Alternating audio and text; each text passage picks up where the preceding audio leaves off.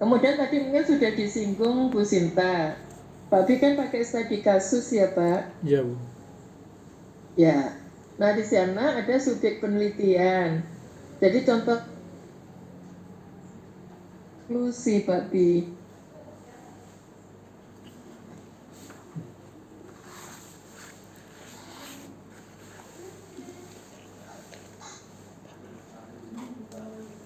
Kriteria ya, kriteria subjek yang akan dipakai sebagai subjek dalam penelitian. Kalau Pak Bi ngomong tentang DHF, kemudian dengan demam, berarti kriteria inklusinya apa saja Pak Bi? Pasien harus DHF, kooperatif, DHF dengan hipertermi, kooperatif, anak-anak umur 1-6 tahun, yang satu mau DHF-nya derajat berapa Pak Bi? Itu harus ditentukan di definisi operasional, di kriteria inklusi. Ada berapa derajat tadi Pak Bi? Kalau di puskesmas kan derajat 4 nggak mungkin dirawat di sana kan? Iya. Derajat 2, Bu, di puskesmas. Kira-kira rencananya Pak Bi ambil derajat berapa? 1-2. 2. Derajat 2. Iya. Berarti DAF yang gimana yang mau diambil derajat 2?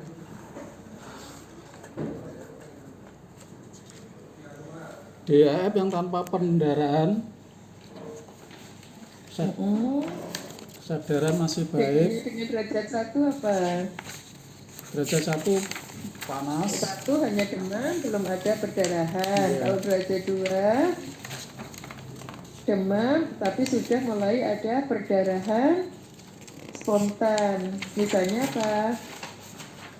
Petehi. Kalau misalnya belum ada, Pak Bi kan pakai tourniquet test toh. Iya, Bu, tourniquet.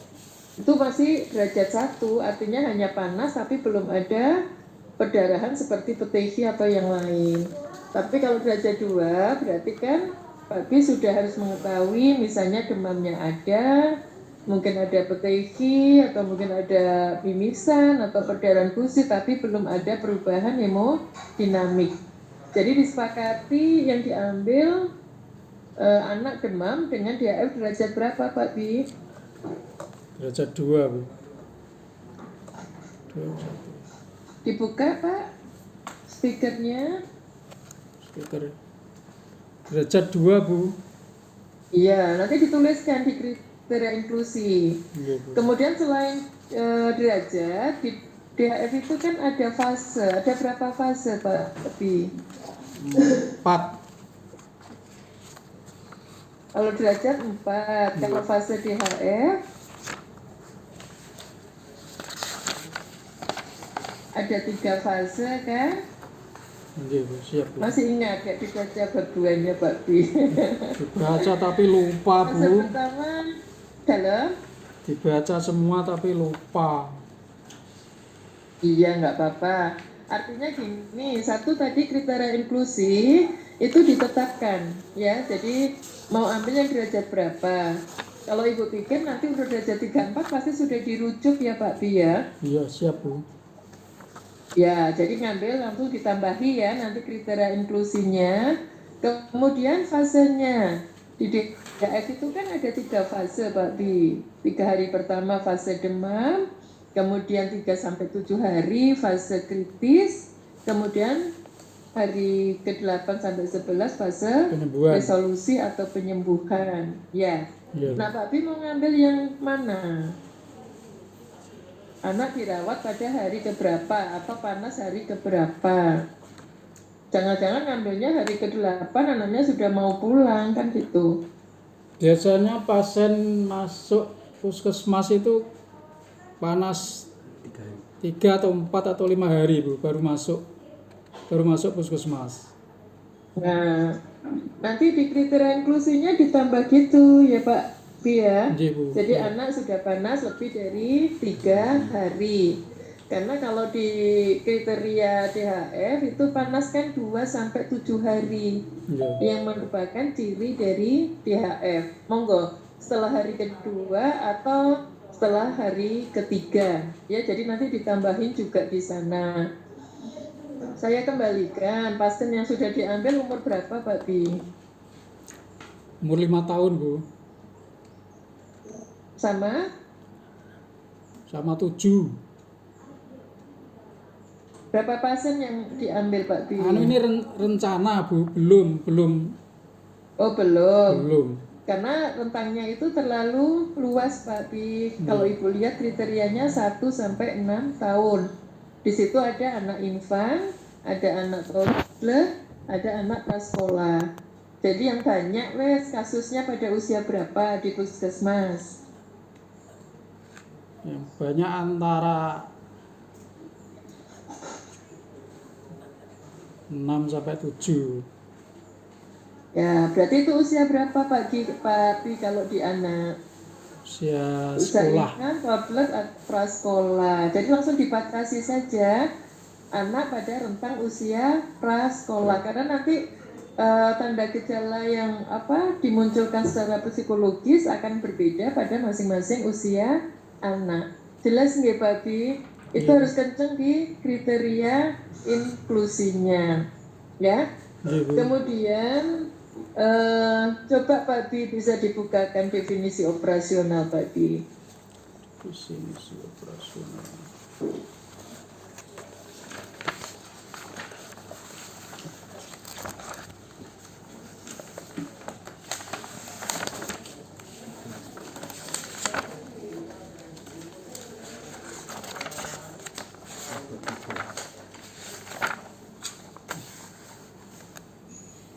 Definisi operasional yaitu Ya, adalah coba dibacakan. adalah mengidentifikasikan variabel secara operasional berdasarkan karakteristik yang diamati sehingga memungkinkan peneliti melakukan observasi. Isinya saja Pak Ki. Yang dimaksud asuhan bla bla bla apa? Biar Pak Bi jelas nanti.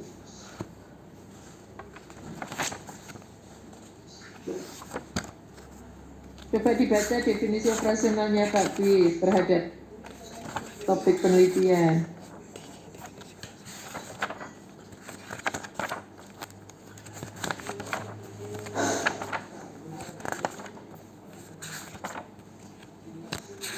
Sudah ketemu Pak Bi? Belum, Bu. Nggih, Bu, sampun, Bu. Ya, coba dibaca. Nanti Ibu tunjukkan mana yang harus diperbaiki. Asuhan keperawatan pada anak dengan DHF disertai hipertermi setelah dan sebelum dilakukan kompres hangat. Asuhan keperawatan adalah rangkaian interaksi perawat dengan klien dan lingkungan untuk mencapai tujuan pemenuhan kebutuhan dan kemandirian. Sedangkan DHF merupakan suatu penyakit yang disebabkan virus dengue yang disebarkan oleh nyamuk Aedes aegypti yang disebarkan secara cepat. Penderita DHF biasanya disertai dengan hipertermi. Hipertermi merupakan suatu kondisi saat tubuh lebih tinggi atau di atas normal, yaitu di atas 37. Oke, cukup. Ya, Yes. jadi Ibu sudah melihat definisi operasionalnya. Kalau di studi kasus itu hanya ada satu fokus penelitian ya Pak Bi ya. Jadi langsung saja nanti langsung asuhan keperawatan pada anak dengan hipertermi pada dengue. Ini langsung dijelaskan saja. Merupakan asuhan keperawatan pada anak demam karena demam berdarah yang termasuk pada derajat berapa, pada fase apa, ya itu yang mungkin harus dijelaskan di definisi operasional. Paham ya Pak Bi? Nggih, Bu. Dijadikan satu, tapi yang penting justru adalah bagaimana spesifik dari definisi yang sudah dibuat tadi terhadap subjek penelitian yang akan diambil oleh Pak Bianto. Pak Bianto paham nggak dengan yang disampaikan Bu Ati? Ya, kurang paham semuanya, Bu, sebagian, Bu. Udah paham ya? Nggih, sebagian, Bu. sebagian. Mana yang belum paham Pak? Supaya bisa segera maju minggu depan.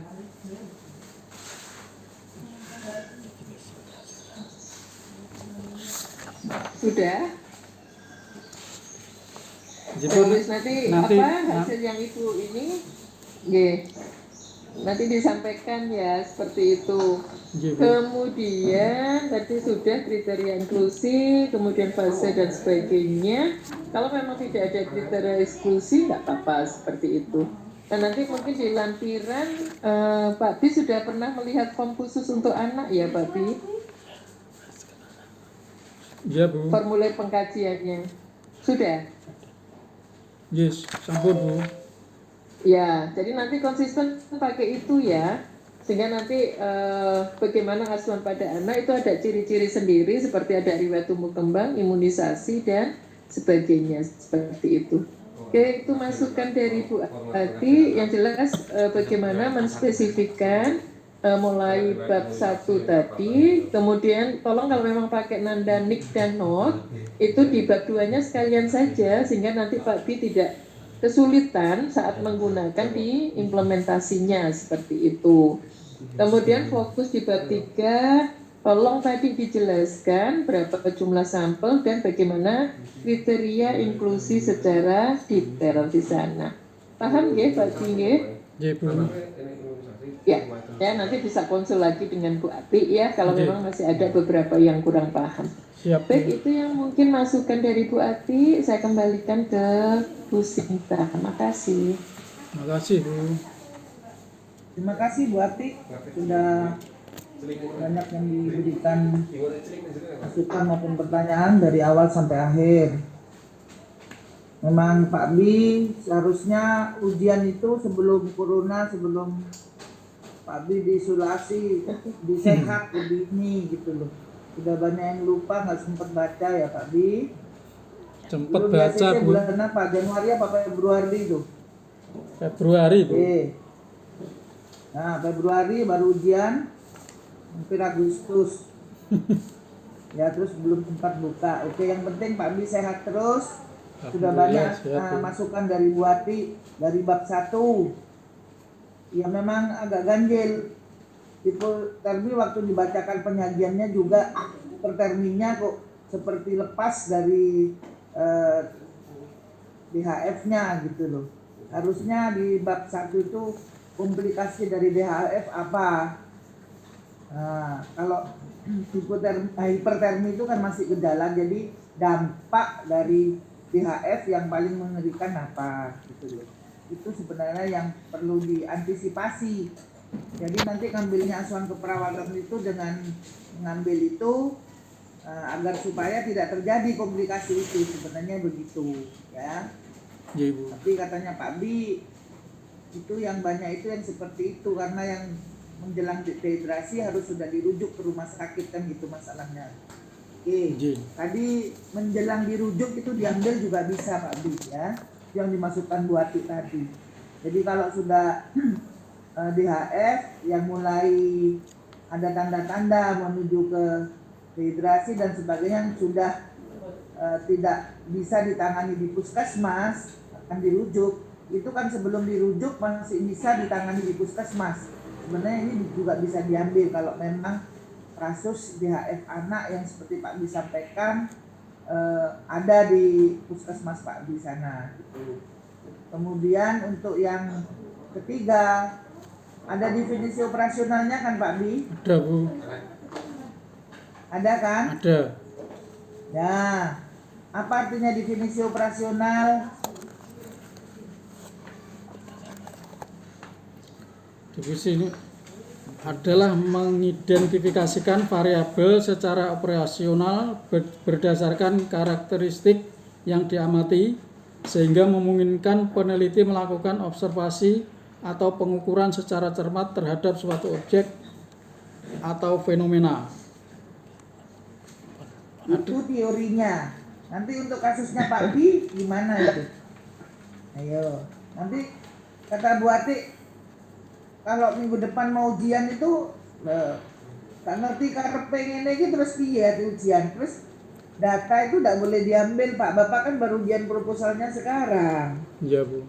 Kok sudah ngambil duluan itu gimana? Nah, ternyata betul. Diagnosa yang disarankan Bu Ati bukan hipertermi, tapi yang menjelang dehidrasi atau yang sudah ada dehidrasinya. Nah itu loh Pak. Jadi sebenarnya ujian proposal ini mensinkronkan, meluruskan, atau lebih baiknya dari makalah penelitian ini itu Pak. Kalau Pak B sudah ngambil data dulu, ternyata nggak boleh nih di keputusan proposal ini harus yang dehidrasi. Nah gimana Pak? Gimana Pak B? Muspro kan? Iya.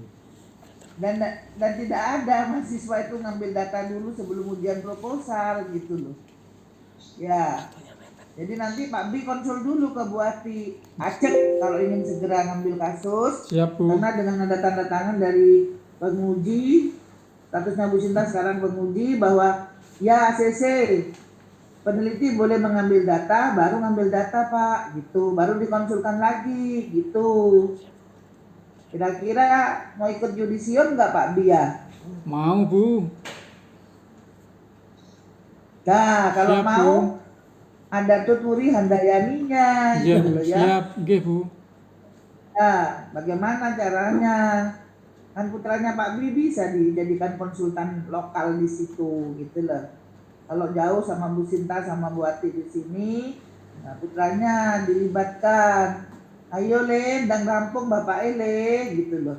Ndang Nggih. rampung, ndang mari nggak kepikiran, berarti Bapak nggak stres gitu. Niki nggih kalih putrane Sekarang tuh Bu. kalau ya, Nggih niki nggih kalih putrane. nah biar dengar omongannya Bu Sinta juga. Direkam Bu. Ayo Bapak cepat dibantu, Nggih Bu. biar cepat selesai. Kondisinya, kondisi Bapak sekarang masih kurang fit betul. Nah gimana caranya? Tapi kalau dia putranya rada manut titik rapopo toh Pak ya. Nah, Nggih jadi Bu. biar cepat selesai ini. Jadi data nanti sesuai dengan usulan Bu Ati, Bu Sinta setuju tadi. Bukan panas yang diambil. Jadi nanti judul pun diganti Pak. Kalau memang dehidrasi yang diambil, judul pun bukan hipertermi lagi, tapi dehidrasi.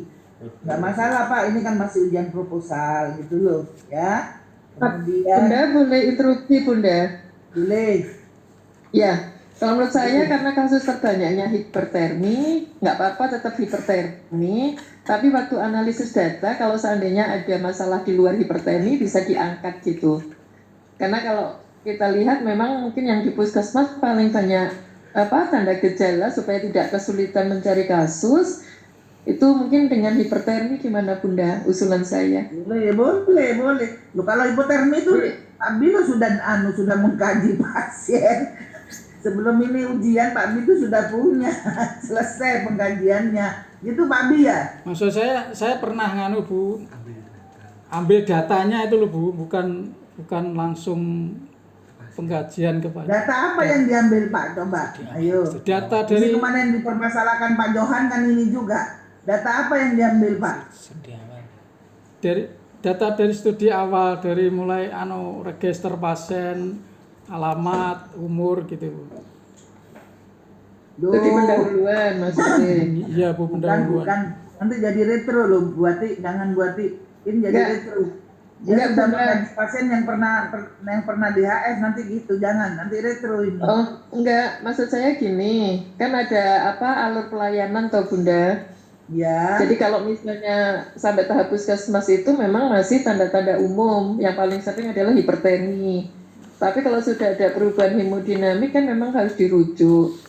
Maksud saya, tetap kasusnya diambil baru, tapi untuk tidak mempersulit dan itu merupakan gejala awal dari DHF, makanya tadi saya tanya, masuknya di fase apa? Fase demam atau fase kritis? Ya. Jadi menurut saya sih mungkin lebih baik tetap hipertermi, karena dehidrasi kalau cairannya langsung mencukupi kan sudah nggak ada masalah Bunda gitu. Iya. Tapi kasusnya baru Mbak Iya, sebentar dulu. Ini kayaknya Pak B ini sudah ngambil data pasien, makanya tak tanya. Oh, enggak. Tadi Tandanya yang baru. sudah diambil datanya lah. Data apa?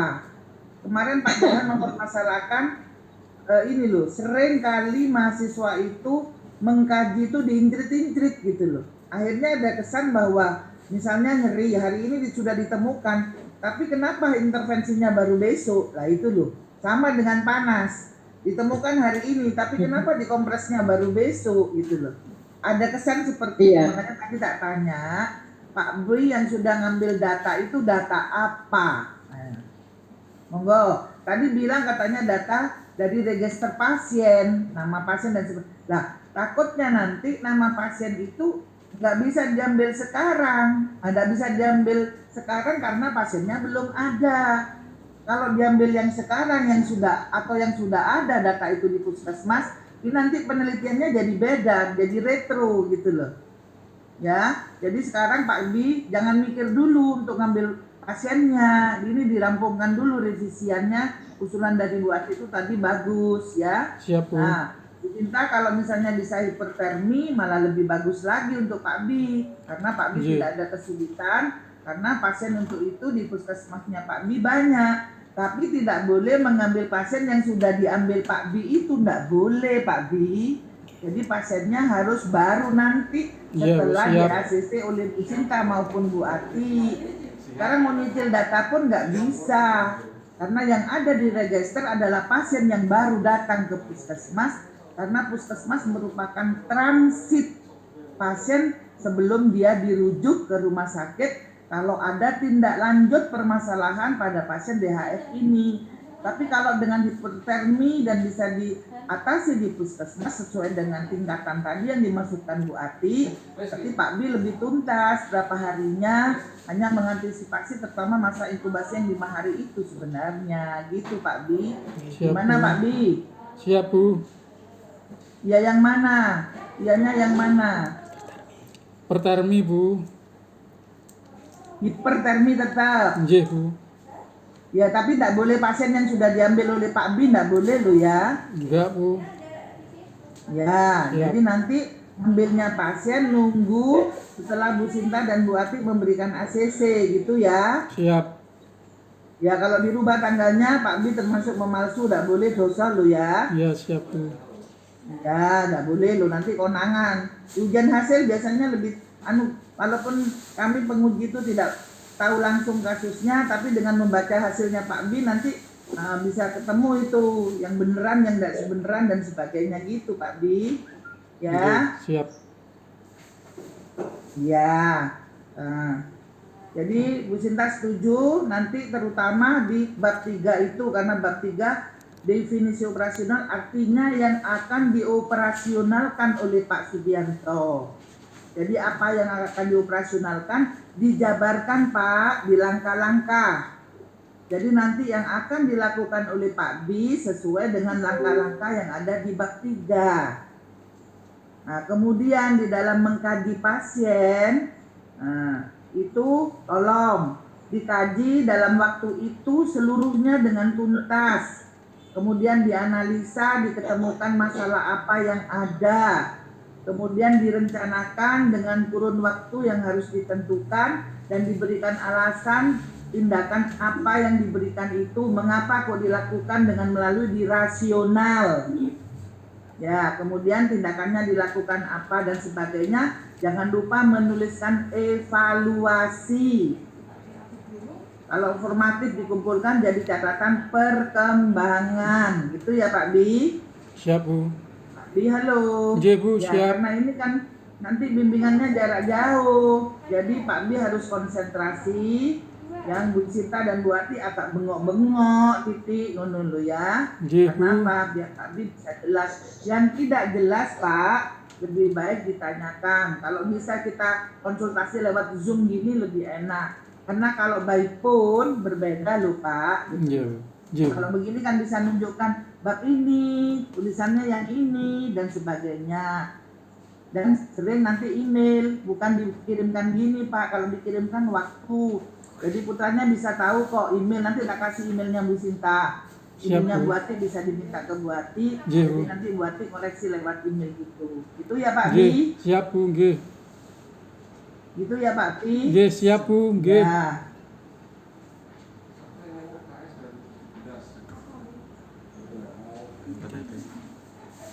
Monggo Bu Ati, kami kembalikan waktunya ke Bu Ati. Iya. Makasih Bu Sinta. Jadi Ya. berarti selaku ketua penguji melihat makalahnya dan melihat kepentingan dari kasus yang ada, silakan proposal ini dilanjutkan Pak Bi. Mungkin revisi nggak terlalu lama, mungkin 1 sampai maksimal 3 hari, karena kita rencanakan kemarin sudah ada informasi dari pusat, insya Allah Yudisium RPL tanggal 7 Agustus. Jadi mungkin mohon diinformasikan dan disupport ke Bapak Ibu yang lain bagaimana tanggal 7 ini, karena kita memang sudah mundur dari jadwal yang sudah ada dan kita diberikan tanggal 7, itu harus betul-betul kita manfaatkan seperti itu dengan segala usahanya. Jadi selamat untuk Pak Bi, untuk ujian proposal ini bisa dilanjutkan ke arah seminar hasil, tapi dengan mengikuti kaidah yang ada. Baik, terima kasih itu Bu Sinta dari saya, terima kasih. Ya, terima kasih Bu Ati. Selamat Pak Subianto. Ibu, terima kasih Bu. Lulus untuk proposal ini dan Terima bisa kasih. dilanjutkan untuk pengambilan data dengan catatan. Sudah ada ACC dari penguji, artinya Pak Subianto harus segera merevisi. Siap. Tadi diberi waktu 3 hari. Jadi mulai kapan Bu konsulnya, gitu ya? Ya mulai Ya, hari siap, Bu. ini sebenarnya. Hari Monggo ini. janjian sama Bu Ati dulu selaku penguji, kemudian ke Bu Sinta. Jadi nanti nomor email akan di WA-kan ke WA-nya Pak Bi. Berapa emailnya Bu Ati dan berapa emailnya Bu Sinta. Begitu ya Pak. Nggih, Bu, siap, Selamat Bu.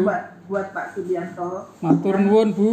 Terima kasih kepada Bu Ati selaku penguji atau ketua penguji, dan terima kasih Sama-sama. kepada partisipan yang ikut aktif mengikuti acara ini dari awal sampai dengan selesai.